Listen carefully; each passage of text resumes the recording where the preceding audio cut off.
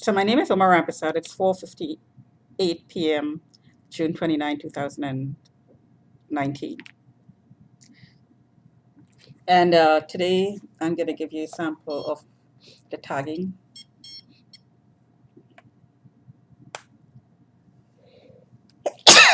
And as usual, my face is hit.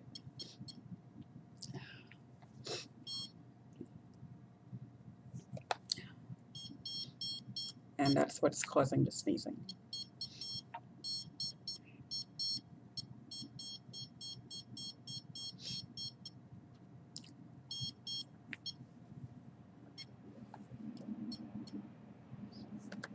Okay, hand. It is pulsed. And the obliques.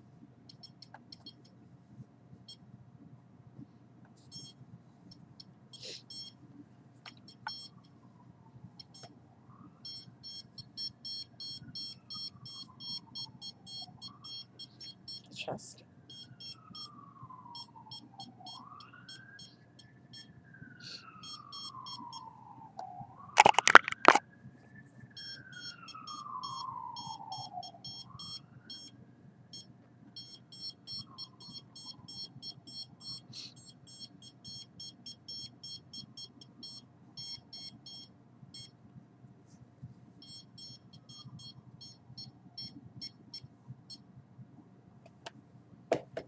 Temperature.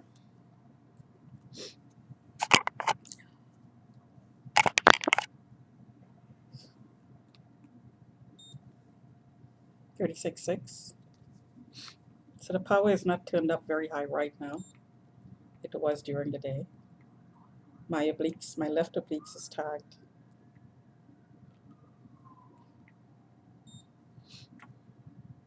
36.6. 36.7. 36.6.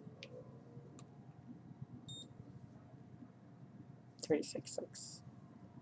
And you can see my elbows are tagged, both elbows. So this one is darker. So it gets burned really. Um, and there's a lot of marks. Those are not freckles. Um, so I tweeted a bunch of tweets today on ROSHIN9 911. Those are mine.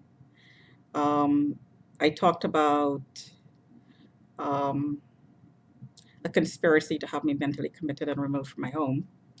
So it's all done. Um, it's done covertly. So it's an agenda whereby one person is a team leader, and most likely the person who signed me out of the system, and is pulling the strings in the background. So he is managing the degradation process because I'm a target, I'm flagged, makes me a target.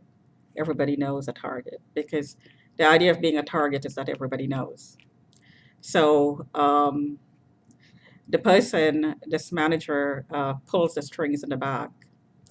You know, he's like the puppet master, and he tries to coordinate the way things are done and the way things are happening in a target's life.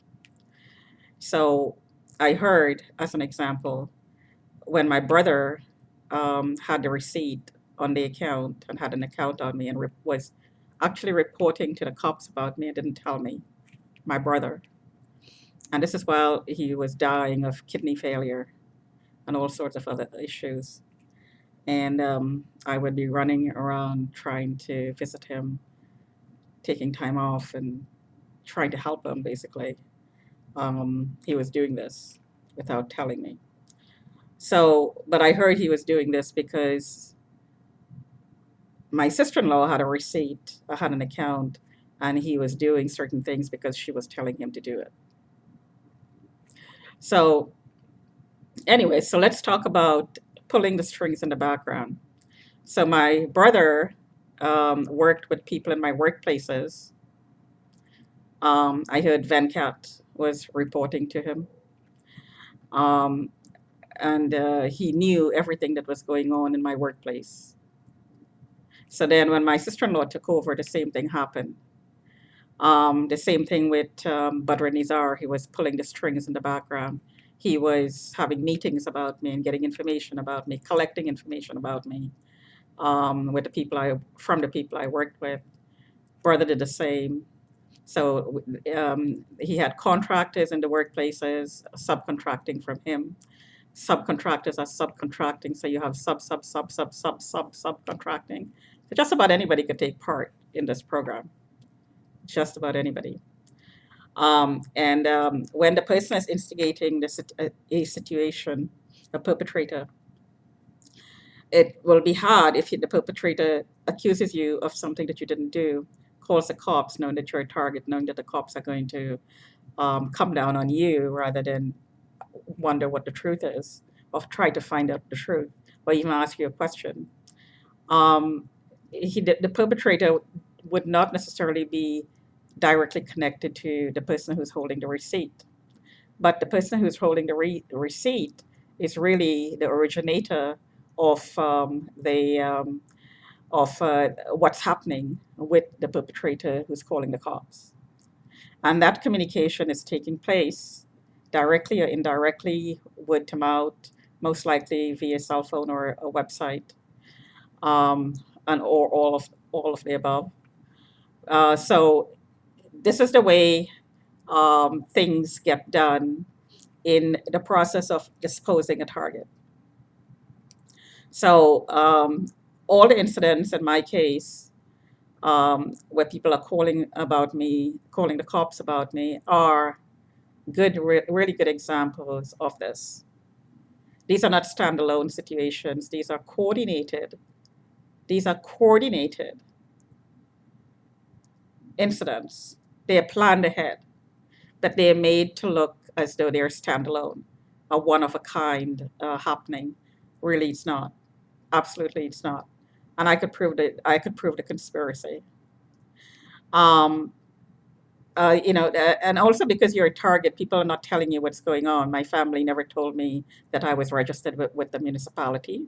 I hear this out of the conversation outside my window. That's how I know that I'm registered with the municipality. That's how I know that there was a notification in the newspaper, if not more than one. This is how I know that people in the building are registering me back into the municipality. They're opening and closing accounts and piggybacking on previous reports made by other members of the community here in the building. So they're progressively degrading and artificially criminalizing, leading up to charges. So if the cops had several reports about me, and several affidavits sworn about me saying whatever it is they say, I'm stalking, I'm stealing, whatever, flashing, whatever it is. Um, you get a dirty cop who knows what's going on and knows that I'm a target, and he decides that he wants to lay a charge. He has enough information in front of him in the database to lay the charge, to justify the charge. So you can't hold anything against the cops. Meanwhile, the real reason he would have laid that charge is because he knows I'm a target, and this is what's planned ahead. He would have been on the inside. He's an insider, knowing what the next steps are, what the team who's collecting the information and planning and have a plan for you. Like my brother said, he had a plan for me. I didn't know what he meant. Now I do. He's passed away. So and he'd say things that didn't make sense at the time. He would say, "They will tell you at the end." Um, I didn't know what he was talking about, and he wouldn't expand. So these are harassing comments, really, caused a lot of stress, and just about destroyed the relationship at the end, which was very, very upsetting, very, very emotionally upsetting. But maybe that was intentional. Maybe the brother was following instructions to emotionally abuse me and to just to keep me servile. Maybe that was intentional. But also keep in mind that he was also very, very, very sick and very vulnerable, and very vulnerable to being manipulated by others. So this is a vicious, vicious, vicious program meant to destroy people's lives, meant to destroy people, their relationships, marriages, um, um, working relationships, job prospects. These things are all destroyed because your reputation is just about down the drain, which is, it's very open to lawsuits. So this is my side of the story because voice suppression is a major part of this program, which is why I put myself out on the YouTube to show that whatever lies that's being told about me are just that, lies. Things like I'm suicidal, I'm depressed, and so on. Things that I said about job situations where she's not working. Well, the reason I'm not working is because I'm being defamed. The reason I'm not working is that the person who's holding the receipt is colluding in the background to keep me out of the workplace so that I can't pay my bills, so that I could be pulled out of my home and be on the streets, basically. And I suspect this is exactly what happened to Rohini Besasar, very much so. It's very, very possible that the people around her in Shoppers Drug Mart were perpetrators and they triggered her. She was probably incited to anger. Unfortunately for her, she was carrying a weapon. I do not, absolutely do not carry weapons. Not because I'm a target, I just don't carry weapons, period. There's no reason to, really. But if you're a target and you know you're a target, um, it's an extremely good idea not to carry weapons on you. Because if you're not in complete control of yourself and complete control of what's going on around you, and that comes with awareness and practice, a whole lot of practice. If people, there are vicious, vicious, vicious perpetrators who will verbally harass you so insultingly and so